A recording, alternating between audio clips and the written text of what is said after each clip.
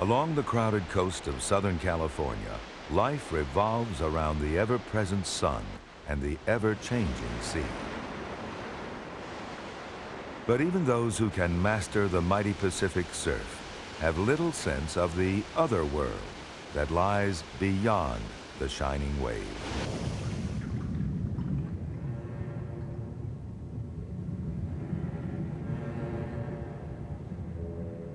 This mysterious realm has its own strange forests, plains, and deserts.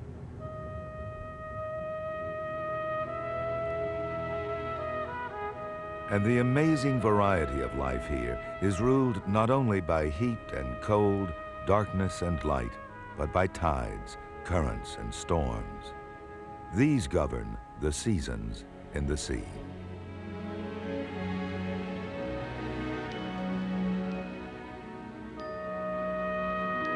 Summer in a forest of seaweed. In the waning afternoon light, pilgrims glide through the amber glades of giant kelp to keep an ancient and urgent appointment.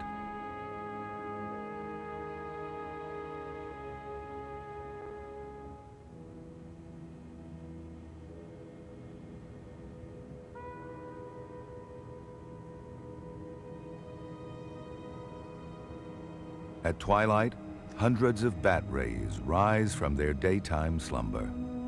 They unfurl their 4-foot wings to join in a nuptial flight.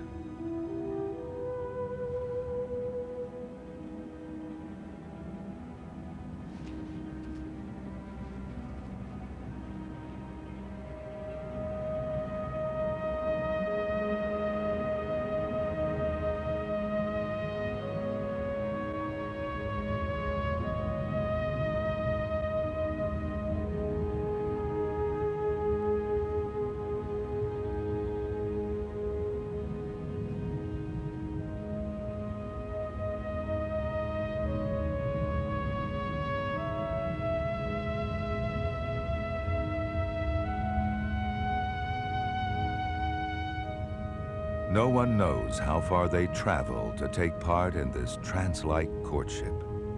And who can guess by what subtle insinuations they make their choice of mate?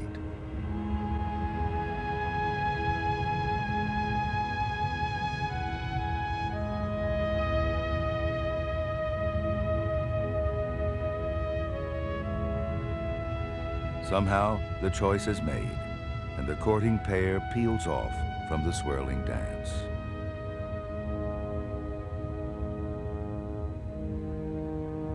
In gentle foreplay, the male rubs his back against the female's belly. She may still reject him by darting away, but if pleased, she slows her wing beats and they mate.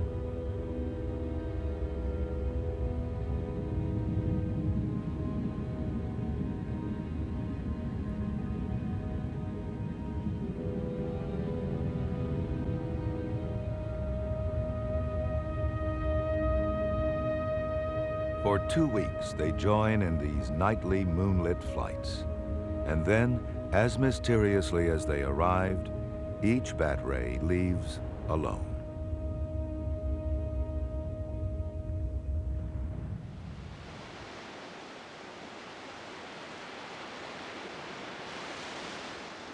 A surface current flows south along this rugged coast, pulling water up from the depths just offshore. The forest of giant kelp, which rides the undulating swell, thrives on this upwelling of cold water rich in nutrients.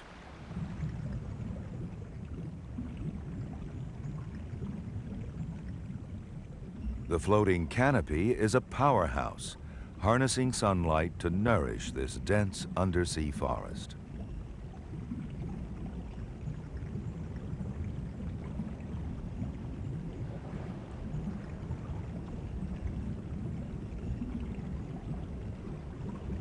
Stretching 100 feet to the surface, these are the largest seaweeds in the world. Many more thousands of animals live here than could without the giant kelp. This fish is one of the most colorful. The bold Garibaldi stands out in brilliant contrast to the algae. while the giant kelp fish almost disappears among the fronds. It mimics the color, shape, even the movement of the blades. At the base of each blade, gas-filled swellings cause the frond to float. No seaweed needs roots. They absorb nutrients directly from seawater. But without being anchored to the rocks by a holdfast, the whole plant and the animals it shelters would simply float away. From forest floor to canopy, the kelp is home to a profusion of different creatures.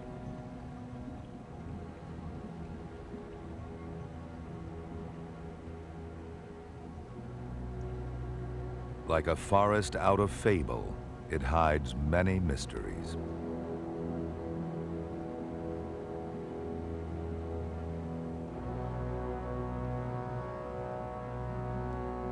Mottled like a Stonehenge monolith, the 40-foot hulk of a gray whale materializes out of the emerald gloom.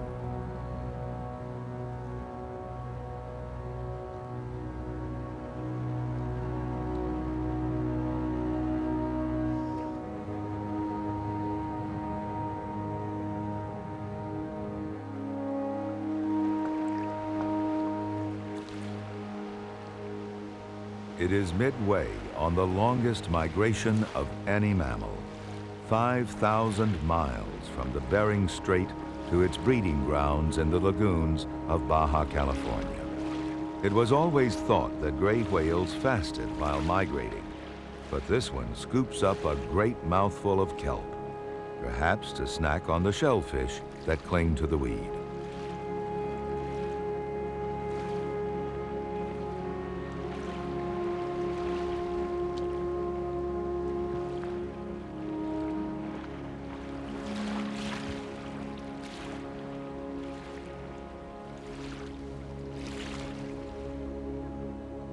Their coastal migrations made the grays easy prey for whalers. By the 1920s, they were almost extinct. Today, after 40 years of full protection, 18,000 make the journey south each year. Their passage signals the advent of winter. But there are marine mammals that make the kelp forest their home year-round.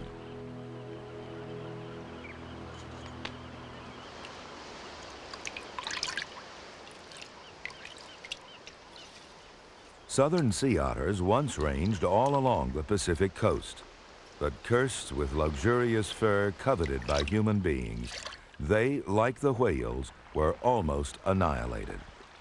Although protected now, the otter's recovery has been slow. Only a tenth of its original number clings to life in the kelp.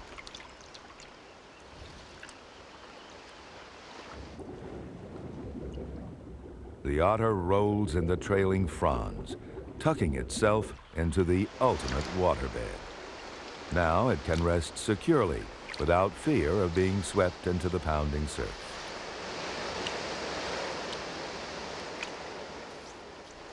The winter swell begins to grow, a rougher ride for the great blue heron. The storms of winter, a force to be reckoned with, both above and below the surface.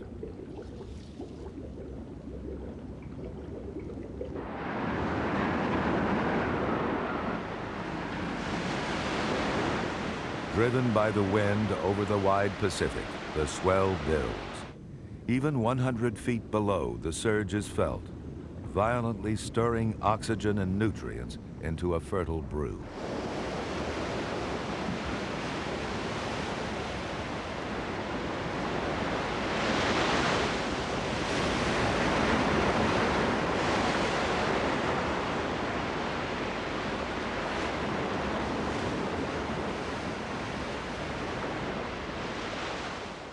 Twenty-foot waves tear the kelp to tatters.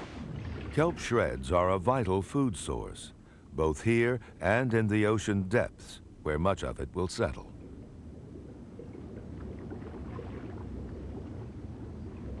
In severe storms, whole kelp forests can be torn from their moorings, set adrift by the awesome power of the waves.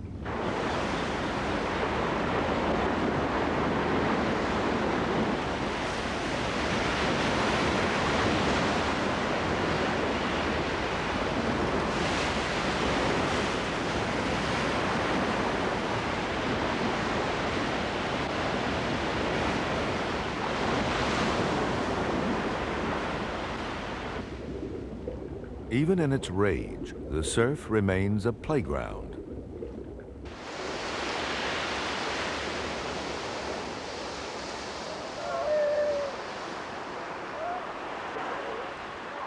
Harbor seals play in the foam and catch a wave when they can.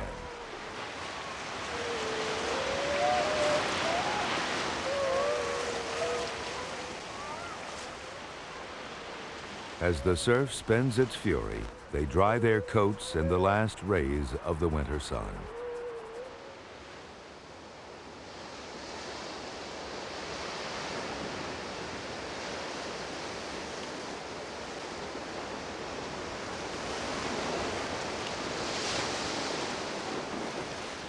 The dying sun and rising moon work their magic on the tides.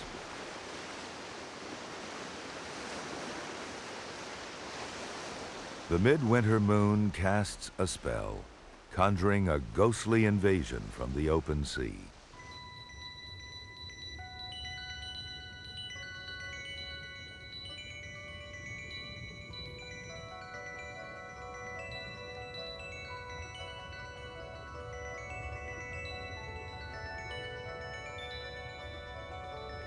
Opalescent squid rocket out of the abyss like living missiles.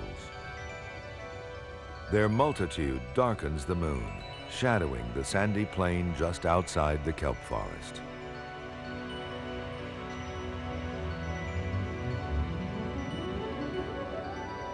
Each night they migrate to the surface to feed, but this night they have no thought of food.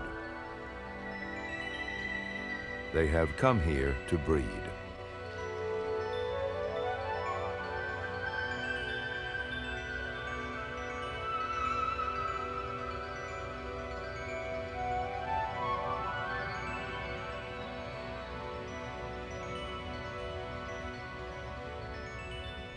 Propelled by bursts of seawater, the males jet after the females and grasp them in an embrace of blushing tentacles.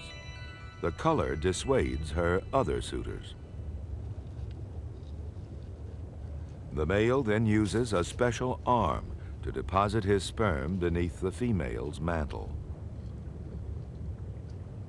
Once the transfer is complete, the female has another task to perform. She produces an egg case almost as long as her body, which she packs with more than 200 eggs. Then she searches for a sandy place to secure her precious cargo, digging down several inches to bury the small anchor that tethers the egg case.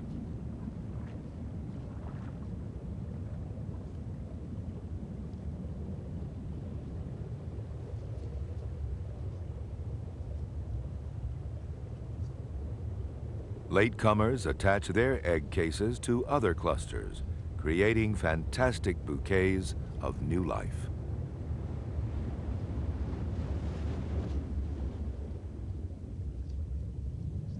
Intent upon their urgent mission, the squid ignore all else. Males frantically mob the remaining virgin females, occasionally flushing with success.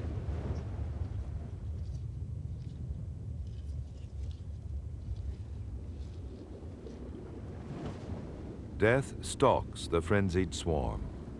Pelagic stingrays enfold the squid in their dark wings.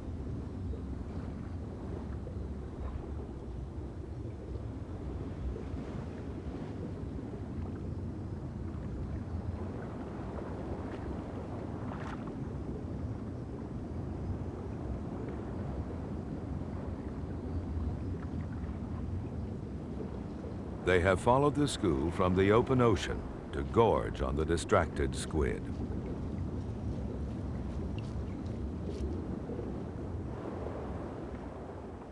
Yet even those that escape the stingrays will not survive this night. Having poured every last bit of their strength into the next generation, the entire school dies. The midwinter dance is done. Only corpses remain for the sanddabs to squabble over.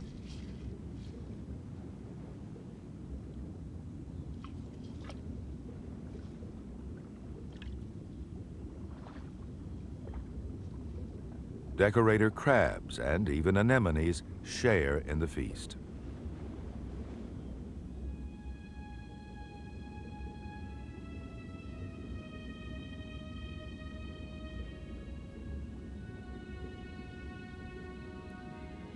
But their eggs will inherit the sea. The squid have left their legacy for the future.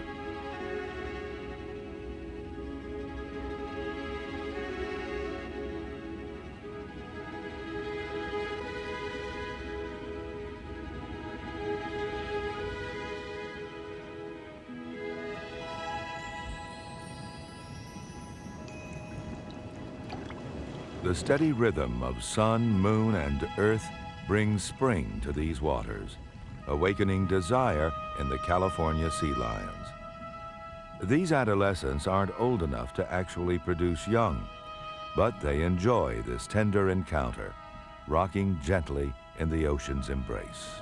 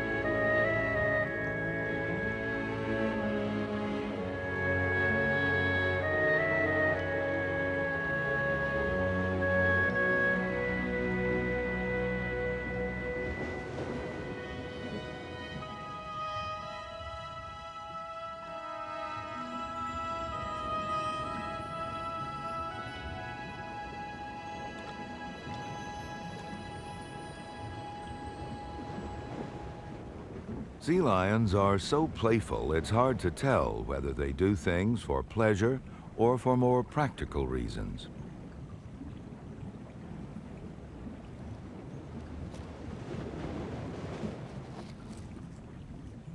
No one knows why they carefully select and eat small stones, but they do. Perhaps they're for ballast or to dislodge internal parasites.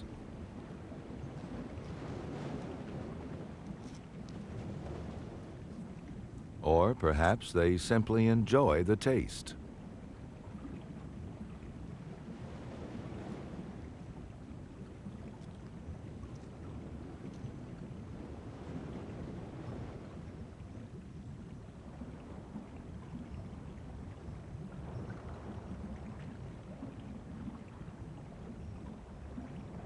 Sleek and sassy, California sea lions are the most graceful of all the seals. Gregarious by nature, the rocky shallows swarm with sea lions as the breeding season approaches.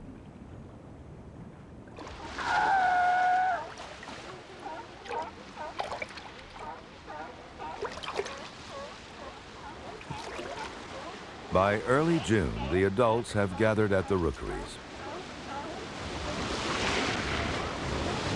Each mature bull is crowned by a sagittal crest, the symbol of his breeding status. But right now, the females are giving birth on the beach, and they won't be ready to mate until their pups are 3 weeks old. Only then will the bulls attempt to claim breeding territories. For now, they while away the warm spring days in gentler pursuits.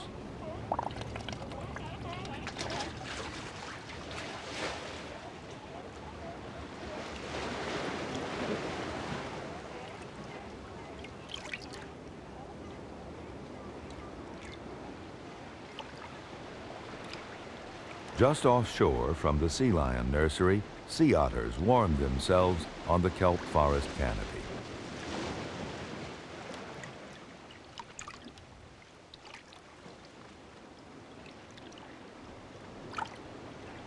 Whenever they're on the surface, they vigorously rub every inch of their coats. This captures an insulating layer of air in the dense fur that keeps out the chill when they dive. These endearing clowns play a vital role in the balance between predator and prey in the kelp forest. For otters love to eat sea urchins, and sea urchins love to eat kelp. Few other denizens of the kelp forest put sea urchins on the menu.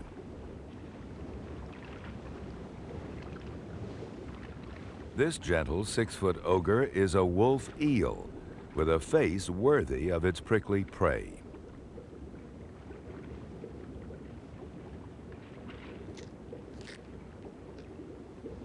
The urchin's spines are no protection from the wolf eel's massive jaws and grinding teeth.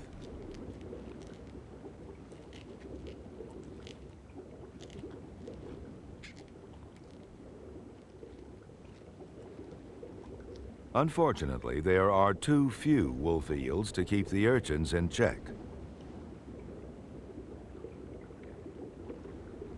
Without sea otters to control them, urchin populations can explode. A slow-motion army of urchins with as many as 300 per square yard devours everything in its path. Eating through the holdfasts, they set whole forests adrift, leaving behind what is aptly called an urchin barren.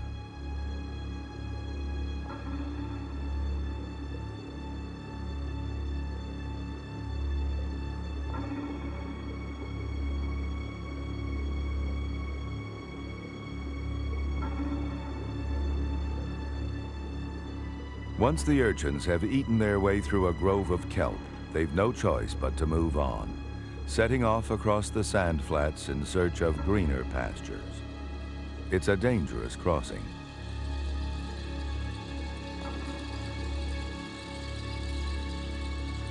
The white urchins which live here easily overwhelm their larger cousins.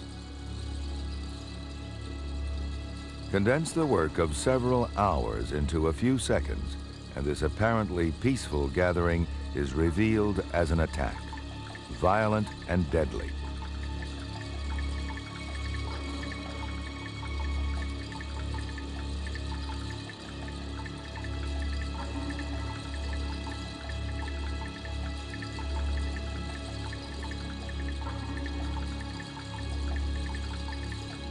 Viewed at this speed, the sand flat comes alive with life and death struggles.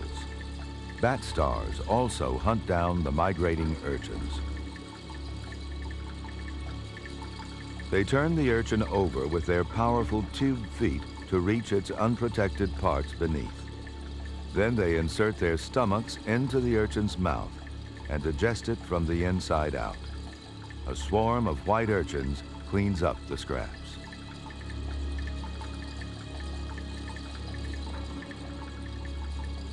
Seen at high speed, starfish have a surprisingly active social life.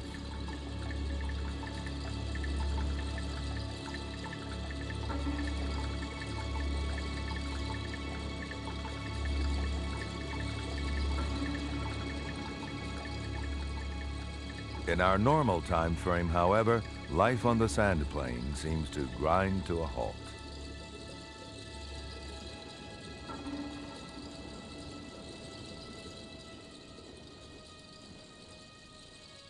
Compared with the kelp forest, there seems little life here, but there is enough potential prey to keep this swell shark well fed. A timid creature, it hunts at night by ambush, and for its own safety can wedge its body in a rock crevice by swelling up, hence its name.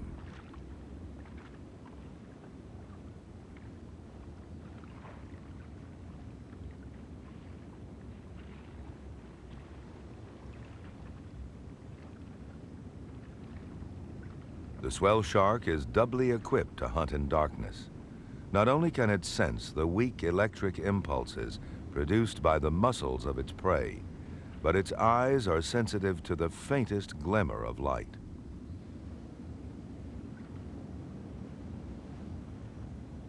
This female is bent upon another task.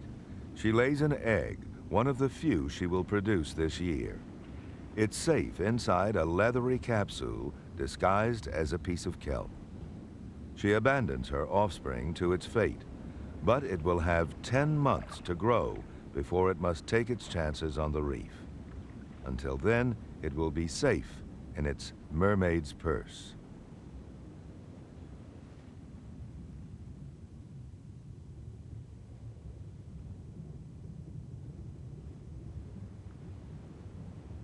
It begins swimming months before it ever plies the open sea.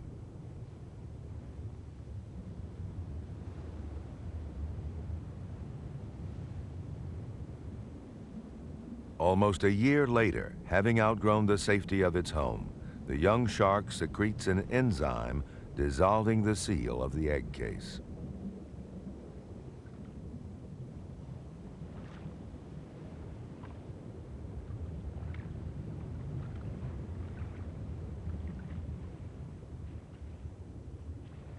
Free at last, it sets off in pursuit of its first meal, already too big to be a tempting meal itself.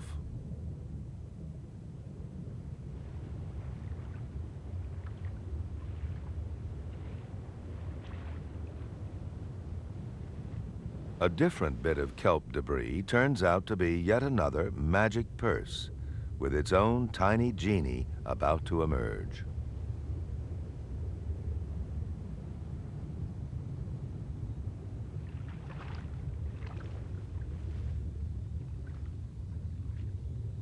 Like the swell shark, the horn shark has spent months in its egg case, living off its yolk sac. It leaves its sanctuary a perfect 6-inch miniature of the 4-foot adult. Driven by hunger, it strikes out towards the sandplain, unaware of the formidable predators that lurk there.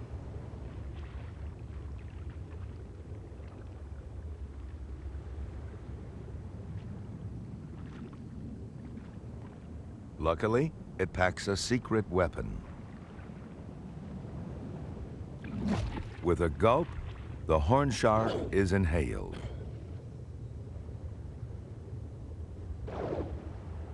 Then, with a gasp, it's spat out.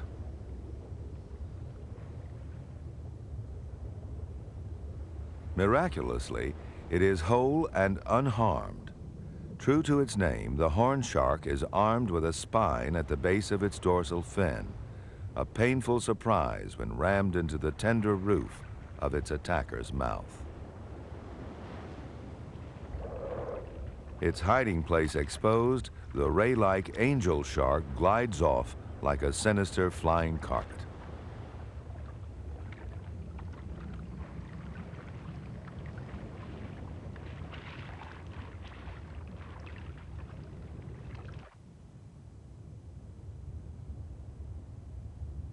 Unlike sharks, squid have colossal numbers of defenseless young in the hope that some will beat the odds.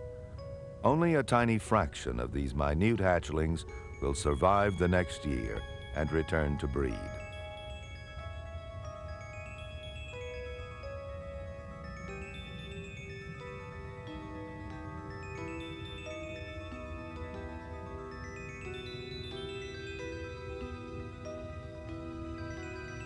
First, they join the living stream of plankton that flows out of the kelp forest, feeding many mouths.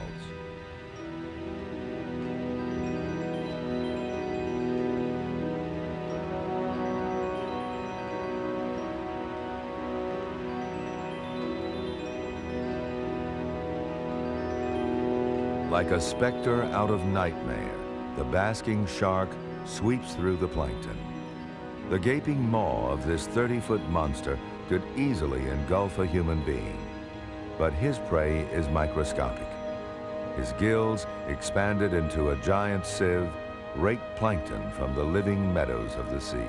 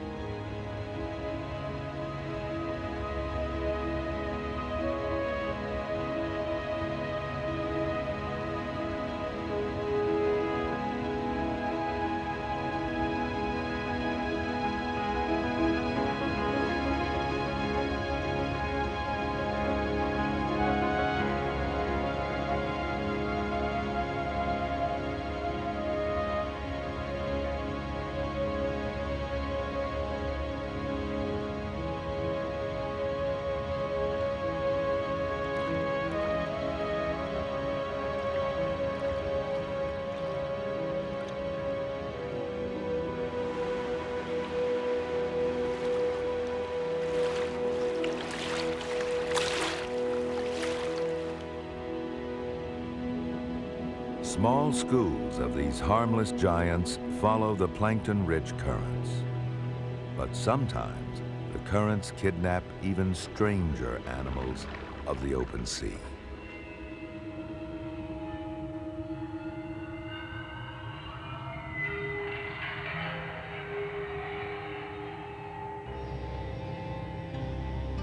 A gigantic pelagic jellyfish floats out of the blue. It is a new species, never seen before, and has extravagantly frilled oral arms trailing some 20 feet from its mouth.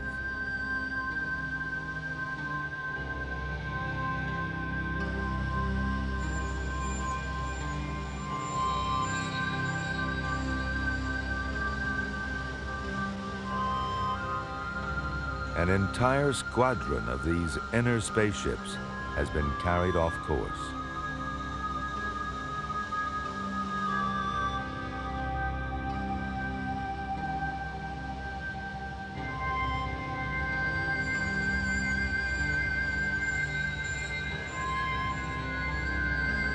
Even the huge pulsating bell, 3 feet across, cannot fight the current.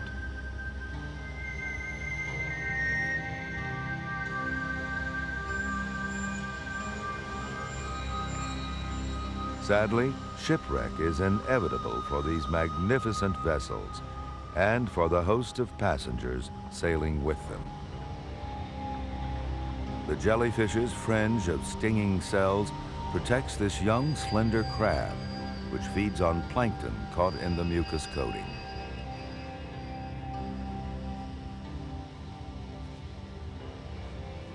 But just what this bizarre dance is all about remains a mystery.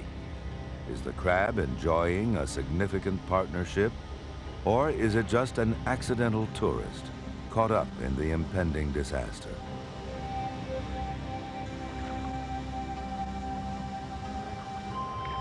Between deadly whip-like tentacles and stinging oral arms, young jackfish carefully pick their way.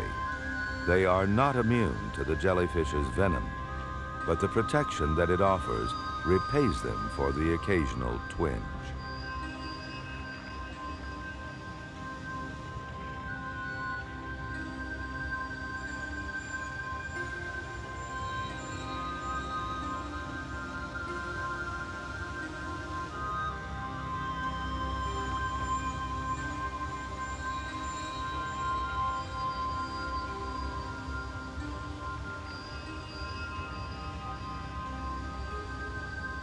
The resident fish of the nearby kelp forest descend upon this unwitting visitor to their world.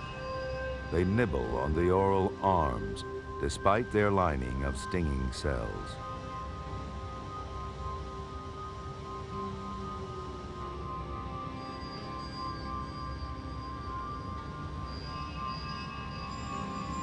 For the Garibaldi, the venom only seems to enhance the flavor.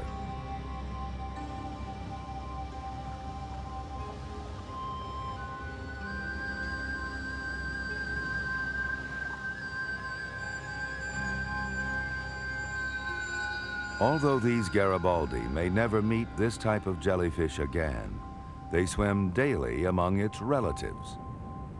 These anemones were free-swimming jellyfish themselves before they turned upside down and settled permanently onto the seafloor.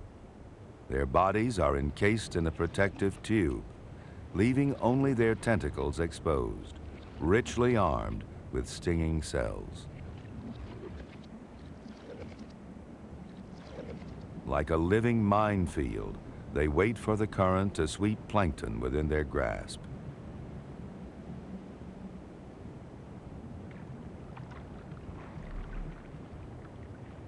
Upon contact, their deadly tentacles coil downward, delivering minute prey to the gaping central mouth. This poisonous blossom also acts as a defense, but no defense is perfect.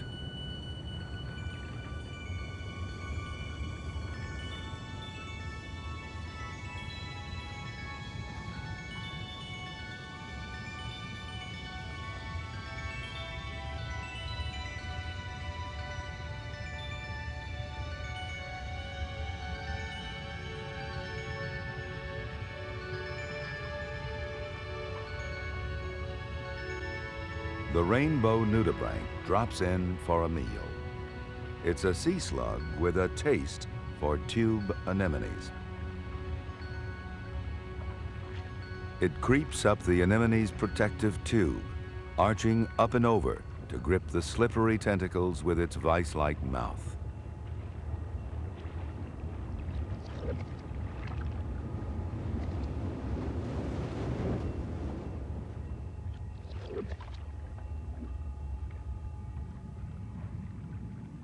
Who has swallowed whom? The anemone's retreat wasn't quick enough. It has lost a mouthful of tentacles. But the anemone will recover from its haircut, and the nudibranch gets away with much more than a meal. Remarkably, it manages to swallow the tentacles without triggering their stinging cells. Instead, they migrate through its digestive tract to surface, fully armed, and the feathery gills on its back. It wears this stolen armor as a defense against its own predators.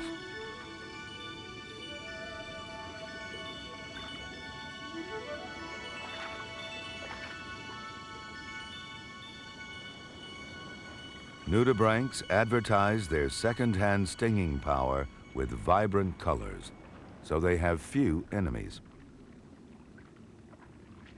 One of these is a close relative. It's a sea hare called navanax. It tracks the nudibranch across the rocky reef by following its telltale trail of slime.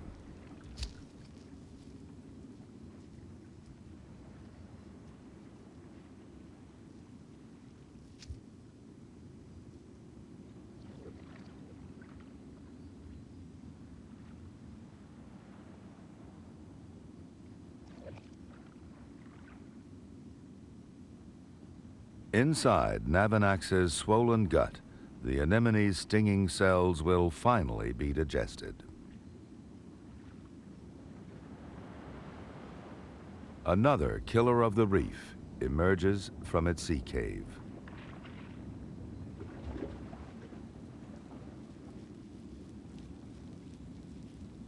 The moray eel uses its acute sense of smell to detect the approach of its victims, and octopus is its favorite prey.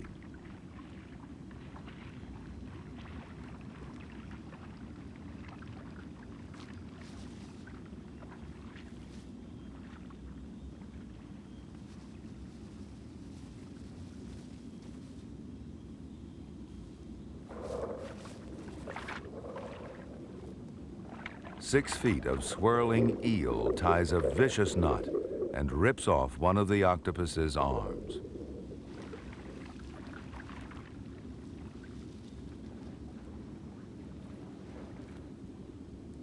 The moray retreats into his lair with his prize, leaving the octopus to grow a new arm, if it survives long enough. All this action has attracted a sharp-eyed harbor seal.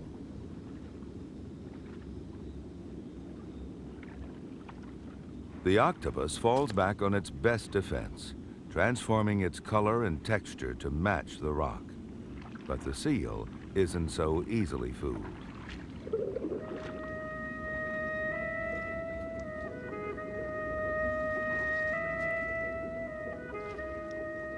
The harbor seal returns to the shelter of the kelp forest.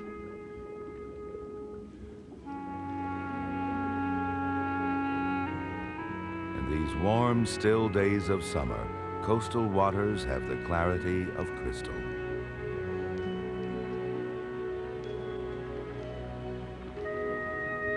The kelpfish changes its color to match the algae's citron hue. Summer has transformed the kelp forest into an amber cathedral.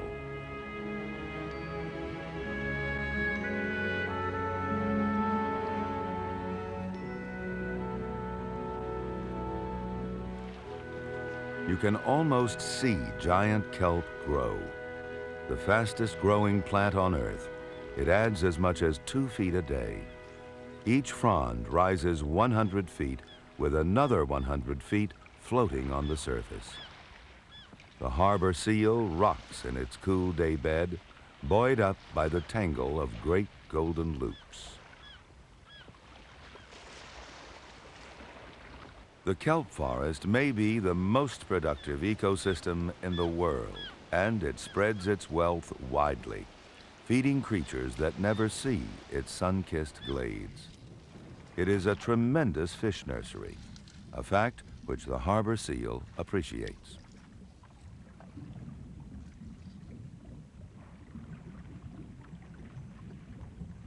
Summer is the season when the Garibaldi breeds. The male tends the nest, a patch of algae which he cultivates on the side of a rock. He removes anything that might endanger his nest, especially algae-eating urchins.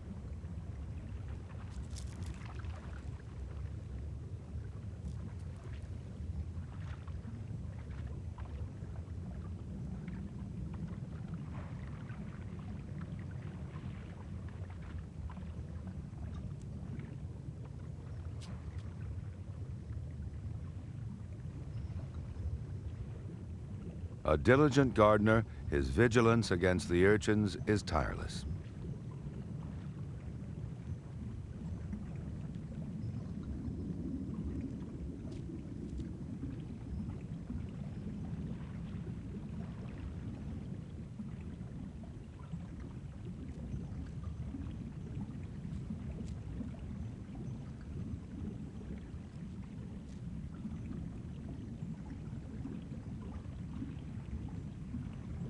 He weeds his algae garden with meticulous care.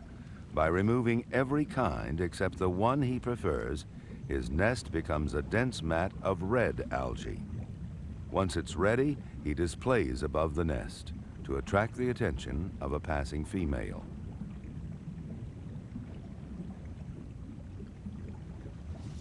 As she approaches, his excitement grows.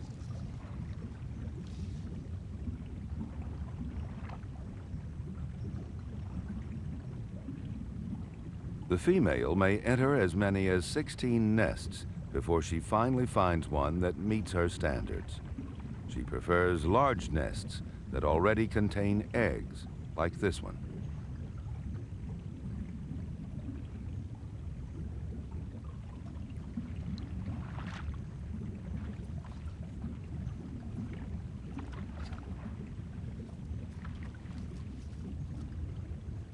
As soon as the last egg is laid, he quickly escorts her off. She might eat some eggs. He then returns to fertilize his latest clutch.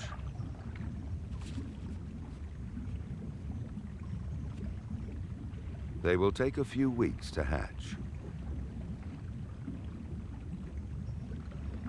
As they develop, he mouths the eggs frequently to aerate them and remove debris. He fearlessly defends his nest, warding off all comers, in this case, a school of señorita fish.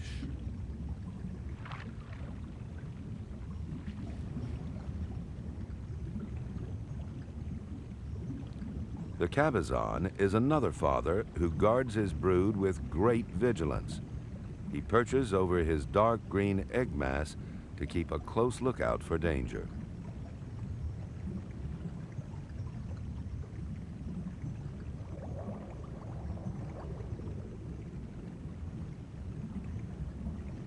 But once the young hatch, all eyes and twitching tails, they're on their own.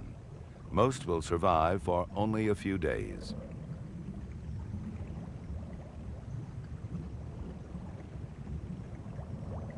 As with the squid, the cabezon's survival depends on the few hatchlings that evade capture.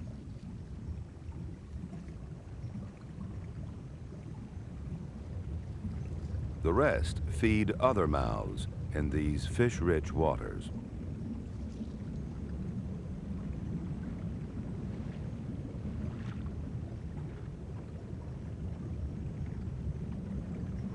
Only a very few Garibaldi are lucky enough to survive their first year.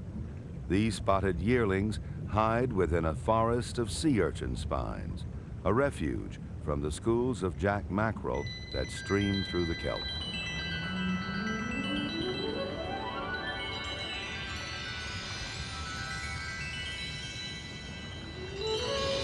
They sweep in from the open sea, drawn by the abundance of food.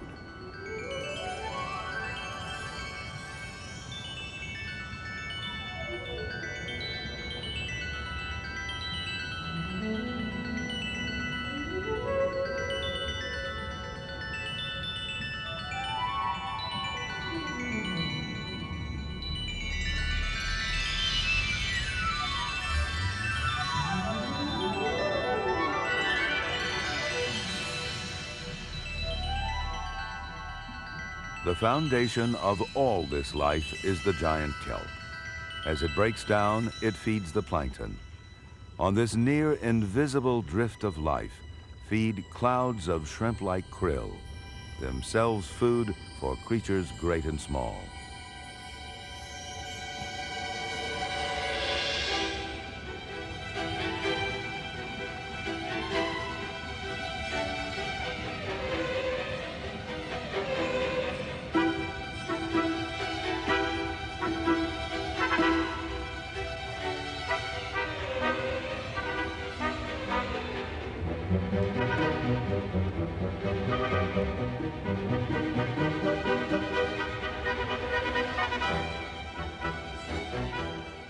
The school of anchovies drive the krill into a tight ball, making them easier to feed upon.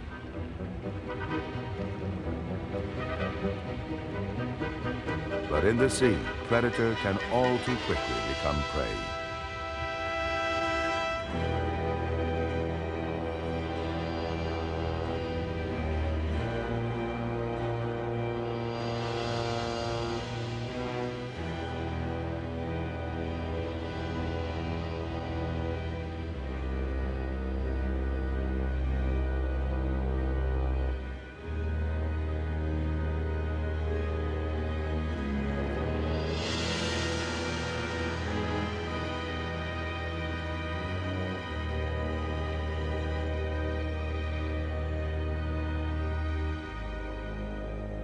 A blue shark, 12 feet of elegance and power.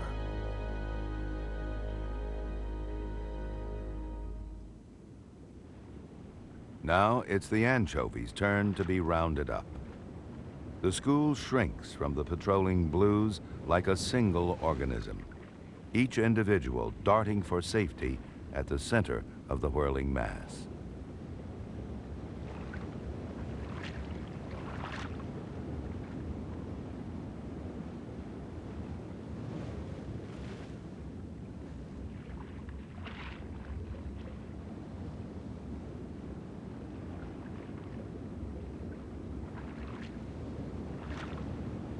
But this time, the anchovies are lucky. The sharks have other prey in mind.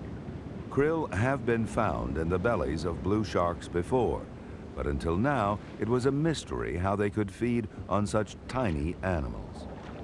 Here's how. Without the help of their more usual prey, these sleek hunters could never indulge their taste for shrimp.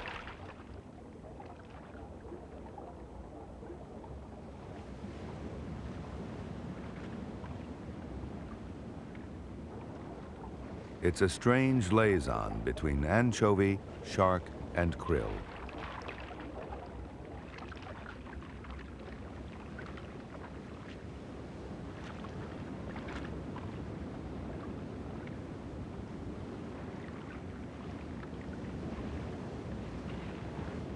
Left unmolested, krill spread out into a rosy haze. But there are animals that are designed to comb this diffuse feast from the sea. One is the largest animal that ever lived, the blue whale.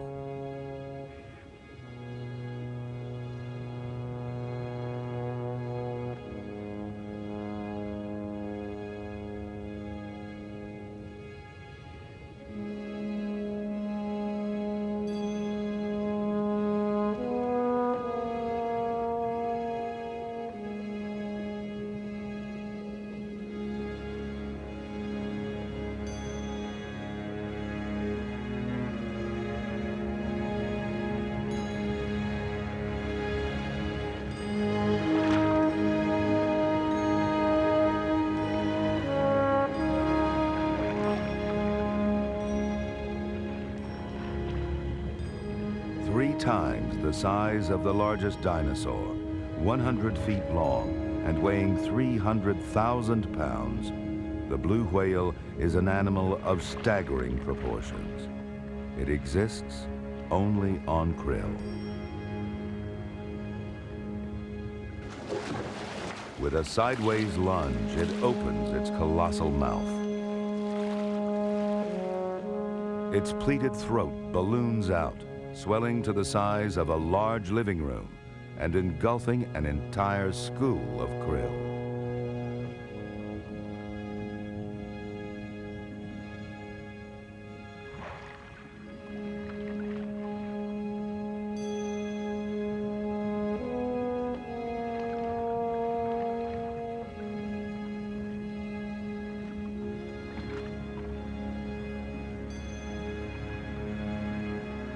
Its 20-foot-long tongue will squeeze the water out through its baleen, a gigantic sieve which retains krill by the ton.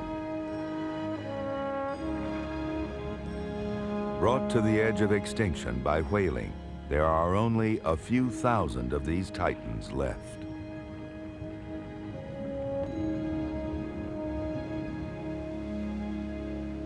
The blue whale wanders the open sea.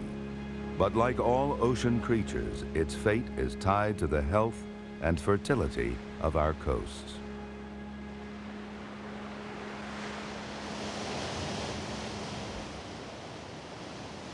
The residents of the kelp forest remain behind, safe within their amber glades. Safe, that is, as long as we protect the wilderness beneath the waves.